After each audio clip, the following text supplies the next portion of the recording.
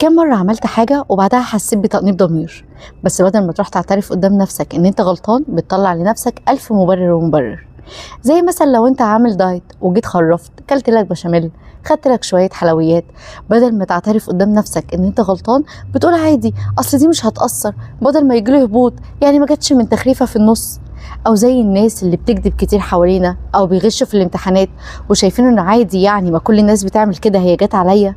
ده اسمه التنافر المعرفي، يعني عقلك فيه شوية أفكار بس تصرفاتك بتعمل حاجة تانية خالص عكس الأفكار دي.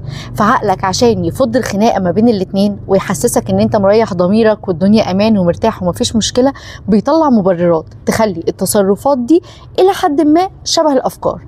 زي ما قلنا لو انت عامل دايت فخرفت في الأكل بتاعك، عقلك بيحاول يطلع مبرر ان هو عادي أصل ما جاتش على مرة، عشان تصرفاتك وأفكارك يبقوا شبه بعض شوية. الفكرة ان التنافر ده ليه مشاكل اكبر بكتير من ان انت تستخدمه لمجرد انك تحس براحة. اول مشاكل دي هو القلق والتوتر المستمر، لان انت دايما دماغك فيها افكار وتصرفاتك بتعمل حاجة تانية غير الافكار دي، فبتعيش في ضغط نفسي. زي مريض السكر اللي عارف ان هو ما ينفعش ياكل حلويات بس ما قدرش يقاوم وكل حاجه مسكره، دماغه هتبدا تطلع له اعذار زي عشان ما يجيلكش هبوط، بدل ما يجيلك حرق سكر. فدي اعذار دماغه بتطلعها له عشان يريحه ويخليه مش مأنب ضميره. بس هل ده هيمنع ان ضميره يتأنب وان يرجع يتضايق لما يشوف السكر بتاعه عالي او ان العلاج ما جابش نتيجه؟ طبيعي كل ده هيعيشه في ضغط نفسي مستمر. تاني حاجه تبرير العادات الغلط. علشان تهرب من الشعور بالذنب بتبدأ تطلع أعذار لعادات غلط المفروض ان انت تبطلها مش تبررها. زي مثلا المدخن اللي التدخين عمل له مشاكل مرضية كتير، بدل ما يبطل التدخين وبدل ما الدكاترة قايله له ان هو يبطل فيسمع الكلام، بيبدأ يقول عادي ما انا جدي عايش وعنده 90 سنة ومدخن ما جراش حاجة يعني هيجرى لنا. تالت مشكلة هي صعوبة اتخاذ القرار، لان دماغك فيها كذا اختيار وكل اختيار ليه تناقض وكل تناقض ليه ألف مبرر ومبرر، فمتبقاش عارف تعمل ايه بالظبط. زي مثلا اللي عنده اختيار يا اما يكمل في الشغلانه اللي هو فيها بس ممله، يا اما يروح لشغلانه جديده امتع واحسن وفلوسها احسن بس خايف من المغامره.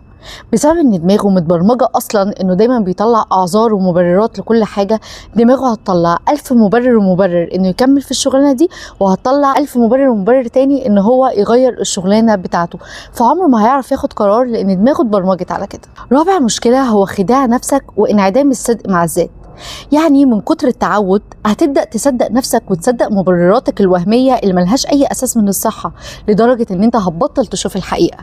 يعني الشخص اللي شايف نفسه طيب وصريح وكويس هو نفس الشخص اللي بيرمي كلام جارح ومؤذي وبيوجع الناس، بس هو شايف لأن هو صدق مبرراته إن هو شخص صريح مش شخص جارح. خامس حاجة الشعور بالندم بعد فوات الأوان.